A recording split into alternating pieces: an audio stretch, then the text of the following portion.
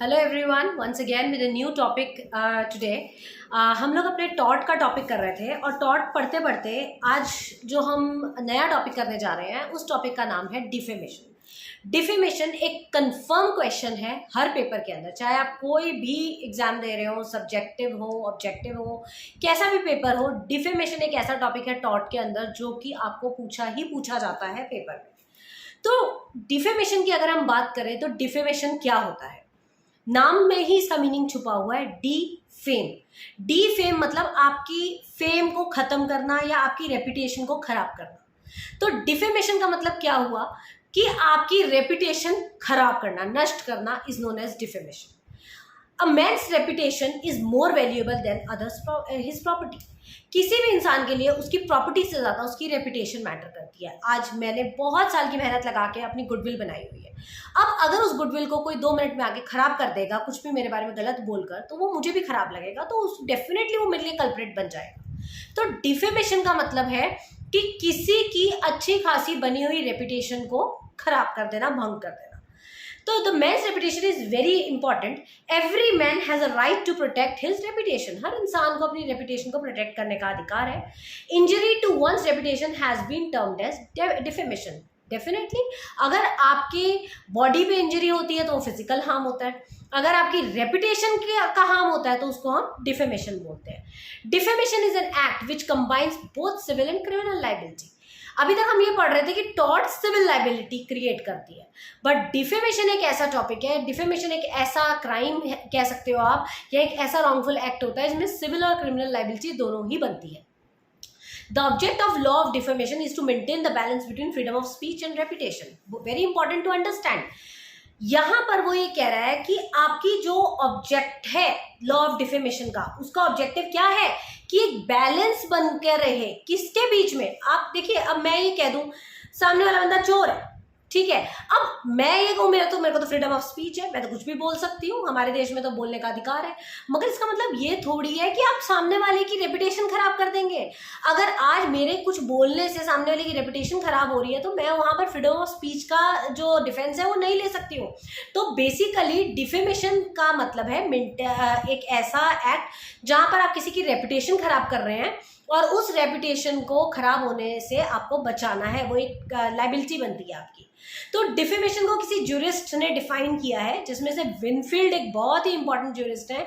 उनकी डेफिनेशन है डिफेमेशन की कि defamation is the publication of statement. यहाँ पब्लिकेशन का मतलब छपा हुआ नहीं होता, यहाँ पब्लिकेशन का मतलब होता है जो प्रूव्ड स्टेटमेंट होती है, जो किसी के सामने कही हुई स्टेटमेंट्स होती है। तो defamation is the publication of statement which tends to lower a person in the estimation of right thinking members of society generally, और विच टेंड्स देम शन और अवॉइड दैट पर्सन। मेरी इमेज सोसाइटी के सामने बहुत अच्छी है, मैं एक बहुत ही अच्छी गुडविल की पर्सनैलिटी हूँ सोसाइटी में। अब अगर सोसाइटी में जो लोग मेरे बारे में अच्छा सोचते हैं, अगर वो लोग अचानक मेरे बारे में बुरा सोचने लगे किसी के कुछ गलत बोल देने की वजह से, तो वो मेरे लिए डिफेमेशन है। This is according to doctor Winfield. Now let's talk about Dr. Salmon's definition. Defamation is the publication of false and defamatory statement regarding another without any justification. बिना किसी जस्टिफिकेशन के किसी के बारे में रॉन्ग और अनजस्टिफाइड स्टेटमेंट बोल देना इज नोन एज डिफेमेशन। उम्मीद करती हूँ आपको डिफेमेशन का मीनिंग समझ में आ गया होगा। इंग्लिश ज्यूरिस्ट के हिसाब से, जो इंग्लिश लॉ है हमारा, उनके हिसाब से 2 तरह के डिफेमेशन होते हैं, लिबल एंड स्लैंडर। इंडिया में नहीं है ये सिर्फ हमारा इंग्लिश लॉ में है, libel and slander. Once again a very important question, libel and slander के बीच में डिफरेंस आ जाता है बहुत बार। तो let's understand what is libel and what is slander. Libel क्या होता है? Libel is LIBEL, libel is a defamation in a written permanent form, normally addressed to the eye through printed picture, caricature, film, etc. It is self-prosecuted. It shall not be necessary to allege or prove special damage. Label का मतलब है published defamation, जो आपने छाप दी है कहीं पर, जो आपने कहीं दिखा दी है। जैसे कि मैंने किसी के बारे में कोई मूवी बना दी, मैं एक फिल्म प्रोड्यूसर हूँ, मैंने किसी के बारे में कोई मूवी बना दी और उसको डिफेम कर दिया। बिल्कुल सपोज मैंने कोई पर्सन ले लिया, कोई पॉलिटिकल पर्सनालिटी ले ली, कोई पिक्चर का हीरो ले लिया, कोई ले लिया, और मैंने उसकी बिल्कुल गंदी इमेज दिखा दी उस पिक्चर के अंदर, बिल्कुल नेगेटिविटी शो कर दी, जो आजकल हमारे बॉलीवुड में हो भी रहा है कि आपके कोई वॉर हुआ हो, कुछ हुआ हो, या कोई इंडिया पाकिस्तान का कुछ हुआ हो युद्ध, या एनीथिंग, कोई भी ऐसा हुआ और उसके बारे में कुछ नेगेटिव इमेज दिखाने के लिए या किसी पर्टिकुलर पॉलिटिकल पार्टी को बढ़ावा देने के लिए या किसी को डिफेम करने के लिए वो पिक्चर बनाई गई है, तो उस तरीके की जो इंसल्ट होती है, जो रेपुटेशन खराब होती है, उससे लोगों के माइंड में एक इमेज बन जाता है सामने वाले को लेके कि हाँ ये फलाना पर्सन तो गंदा था, बहुत बुरा किया इसने हमारे देश के साथ। तो ये कहते हैं लिबल, इसको कहा जाता है लिबल। डिफेमेशन का पहला फॉर्म लिबल, जो कि रिटन फॉर्म में है, पब्लिश्ड फॉर्म में है, प्रिंटेड फॉर्म में है, कैरिकेचर फॉर्म में है, या फिल्म फॉर्म में है, कैसे भी वो पब्लिश हो जाना चाहिए और दुनिया तक जाना चाहिए, उसको कहते हैं label. And slander, SLANDER, slander का मतलब है it is a defamation in a oral, ये बोला जाता है, टेम्पररी होता है, वो परमानेंट नेचर का होता है लिबल। स्लैंडर टेम्पररी है, नॉर्मली एड्रेस करता है ईयर टू ईयर, मैंने इसको बता दिया, उसने उसको बता दिया, ऐसे करके थ्रू वर्ड्स और gestures. It is not self prosecuted, ये सेल्फ प्रोसिक्यूटेड नहीं होता, एंड इसको प्रूव करना जरूरी होता है फॉर स्पेशल डैमेज। कहने का मतलब ये है कि लिबल जो है रिटन एंड पब्लिश डिफेमेशन होता है, स्लेंडर ओरल डिफेमेशन होता है। अगर हम इसके और डिफरेंसेस की बात करें तो आप इसको 4 बेसिस पे डिफरेंस कर सकते हैं, जैसे कि नेचर के बेस पे, स्कोप के बेस पे, इंजरी के बेस पे, लिमिटेशन के बेस पे। अगर मैं बात करूं नेचर की, तो लिबल का जो नेचर होता है वो परमानेंट होता है, बट स्लेंडर का जो नेचर होता है वो टेम्पररी फॉर्म में होता है। मैंने आपको बताया कि लिबल पब्लिश्ड फॉर्म में होता है, स्लेंडर ओरल फॉर्म में होता है, इसलिए वो परमानेंट है, ये टेम्पररी है।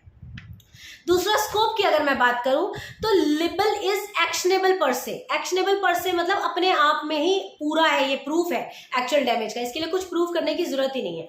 But slander you have to proof. Injury में जो लिबल है, not merely an actionable tort but also criminal offence, इसको एक क्रिमिनल ऑफेंस भी माना जाता है क्योंकि आपने सच में पूरे सामने वाले की पूरी इज्जत उतार के रख दी। और स्लेंडर में ऐसा कुछ नहीं होता, सिविल इंजरी होती है और इसमें बहुत ज्यादा हार्श पनिशमेंट भी नहीं है। एंड इसके बाद लिमिटेशन की अगर बात करें तो limitation for instituting criminal proceeding और civil suit against the defendant for libel is 6 year in England. England में 6 ईयर है, 1 ईयर इन इंडिया, और स्लेंडर में 2 year in England and 1 year respectively in India. अगर हम इसको इंडिया के उसके हिसाब से देखें तो ये 1 साल और दोनों के लिए, लिबल और स्लेंडर के लिए 1-1 साल की सजा है। हमारे, मैंने आपको बताया कि इंडिया में लिबल और स्लेंडर में डिफरेंस नहीं किया जाता, बट अगर बाहर की बात करें इंग्लिश लॉ की, तो वो लोग 6 साल की सजा देते हैं लिबल में और 2 साल की सजा देते हैं स्लेंडर में। तो बेसिकली ये आपका लिबल और सिलेंडर में डिफरेंस था। अब हम बात कर रहे हैं दोबारा से अपने टॉपिक पे डिफेमेशन के ऊपर। डिफेमेशन की हम एसेंशियल्स की बात करते हैं। अभी तक हमने पढ़ा डिफेमेशन का मतलब क्या होता है, डिफेमेशन कितने टाइप की होती है। अब हम बात करेंगे एसेंशियल्स ऑफ डिफेमेशन। डिफेमेशन के 3 एसेंशियल्स हैं। Number 1 is statement must be defamatory. जो भी आपने किसी के लिए स्टेटमेंट बोला है वो स्टेटमेंट कम से कम डिफेमेटरी हो, वो इंसल्टिंग स्टेटमेंट होना चाहिए, रेपुटेशन हार्म करने वाला स्टेटमेंट होना चाहिए। Number 2, statement must refer to plaintiff. जो स्टेटमेंट है पर्टिकुलरली उस प्लेंटिफ के बारे में ही बोला जाए। मतलब अगर मैं ये आरोप किसी के ऊपर लगाती हूँ कि मेरे को डिफेम किया गया है, मेरे ऊपर, मैंने डिफेमेशन का किसी के ऊपर आरोप लगाया है, तो बेसिकली मेरे बारे में ही होना चाहिए, उसमें मेरा नाम मेंशन होना चाहिए। ऐसा नहीं है कि क्या किसी ने कह दिया सारे टीचर्स एक जैसे होते हैं तो मैं उसको अपने ऊपर पर्सनली लेके बैठ जाऊँ कि मेरे बारे में बोल दिया, ऐसा नहीं होता। पर्टिकुलरली मेरा उसमें नाम होना चाहिए। And statement must be published, और स्टेटमेंट पब्लिश्ड होना चाहिए, तभी हम लोग उसको डिफेमेशन मानते हैं।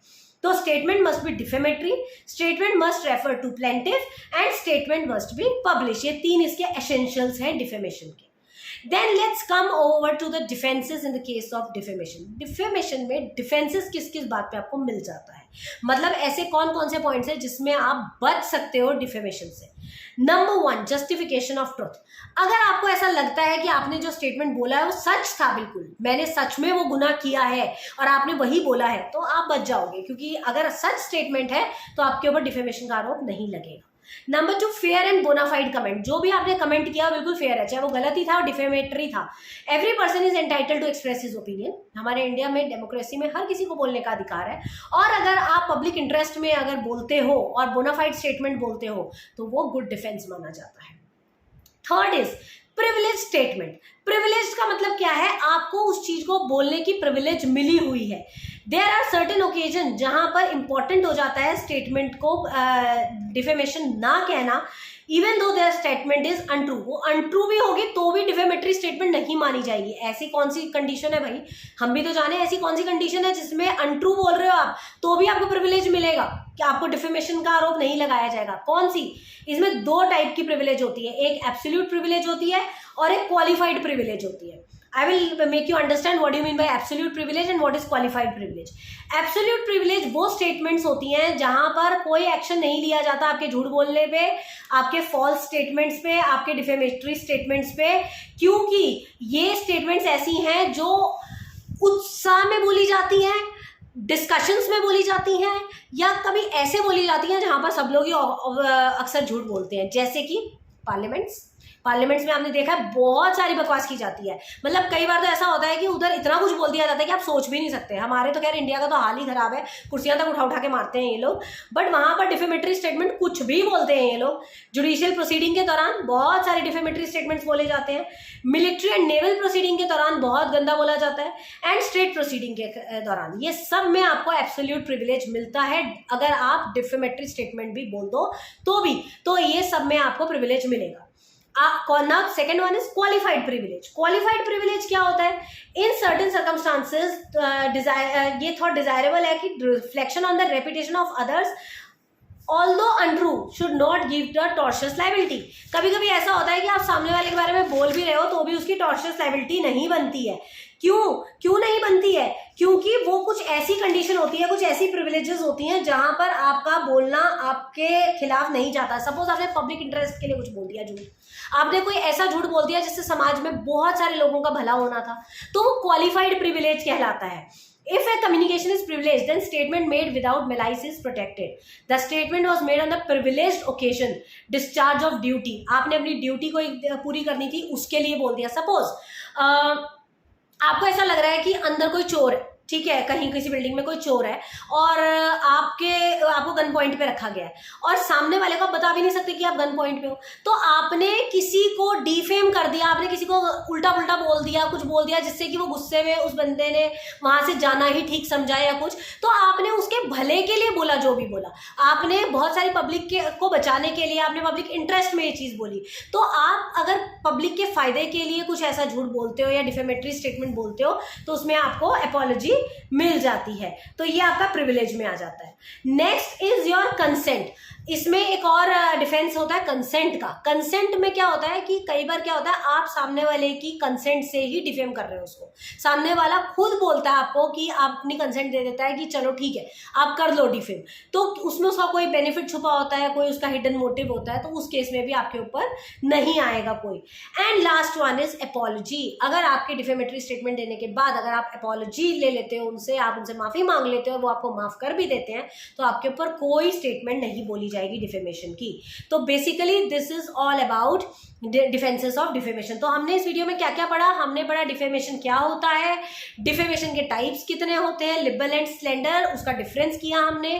फिर हमने डिफेमेशन के 3 एसेंशियल्स पढ़े, जिसमें कि पहला एसेंशियल था कि डिफेमेटरी स्टेटमेंट होना चाहिए, दूसरा प्लेंटिफ को रेफर होना चाहिए, और तीसरा स्टेटमेंट आपका पब्लिश होना चाहिए। उसके बाद हमने डिफेमेशन के डिफेंसेस किए, जिसमें था ट्रू स्टेटमेंट, फिर कॉमेंट बोनाफाइड होना चाहिए, प्रिविलेज मिलनी चाहिए, अपॉलॉजी एंड कॉन्सेंट। ये सब आपके डिफेमेशन के डिफेंसेस हैं। आई होप आपको डिफेमेशन का टॉपिक बहुत अच्छे से समझ में आया होगा।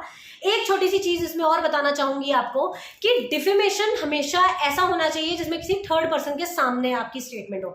सपोज मैं और मेरे हस्बैंड आपस में लड़ाई कर रहे हैं और लड़ाई करते हुए उन्होंने मेरे बारे में कुछ ऐसी स्टेटमेंट्स बोल दी, मेरे कैरेक्टर के ऊपर कुछ बोल दिया, या मैंने उनके कैरेक्टर के बारे में कुछ बोल दिया, तो वहां पर हम दोनों में से कोई भी जाके कोर्ट में केस नहीं कर सकता है कि मेरे हस्बैंड ने मेरे कैरेक्टर पे बात उठा दी, या मैं जाके नहीं बोल सकती हूँ कि ऐसा कुछ किया। हाँ, अगर हम दोनों के बीच में कोई थर्ड पर्सन भी खड़ा है, सपोज उन्होंने घर के बाहर किसी पड़ोस में खड़े होकर मुझे बात बोल दी, तो उस केस में मेरे पास पूरा राइट है कि मैं उनके ऊपर जाके केस डाल दूं डिफेमेशन का। तो डिफेमेशन होने के लिए बहुत जरूरी है कि एक थर्ड पार्टी का प्रेजेंट होना जरूरी होता है आपके डिफेमेटरी स्टेटमेंट के विटनेस बनने के लिए। कुछ एग्जांपल बताती हूँ। क्वेश्चन आ जाता है जैसे whether defamation of a deceased person can be made. क्या मरे हुए आदमी को अगर आप डिफेम करते हो तो क्या वो आपकी लायबिलिटी बनती है? तो इस केस में आप बोलेंगे कि अगर एक इंसान मर जाता है तो उसके बारे में आप बोलते हैं तो कोई लायबिलिटी नहीं बनती, बट अगर उसके बोलने की वजह से उसके परिवार वालों की अगर रेपुटेशन खराब हो रही है, उसके परिवार वालों की इमेज खराब हो रही है, तो वहां पर वो डिफेमेशन का आरोप आपके ऊपर डाल सकते हैं। दूसरा क्वेश्चन उन्होंने पूछा है कि हस्बैंड और वाइफ के बीच में क्या डिफेमेशन होता है? बिल्कुल नहीं होता। अगर वहां कोई थर्ड पर्सन खड़ा है, किसी थर्ड पार्टी के सामने वो एक दूसरे को डिफेम कर रहे हैं, तो डेफिनेटली वो बनेगा केस। तीसरा क्वेश्चन उन्होंने पूछा, A abusive B in an alone room, क्या लायबिलिटी बनती है? नहीं, क्योंकि वहां कोई तीसरा आदमी है ही नहीं, अलोन रूम में बैठ के डिफेम कर रहा है, कोई बात नहीं, कोई विटनेस थोड़ी है। तो इन सब चीजों से आपको पता चल गया होगा कि डिफेमेशन क्या होता है। अब एक इनंडो का कॉन्सेप्ट आता है, मैं आपको अगली वीडियो में बताऊंगा।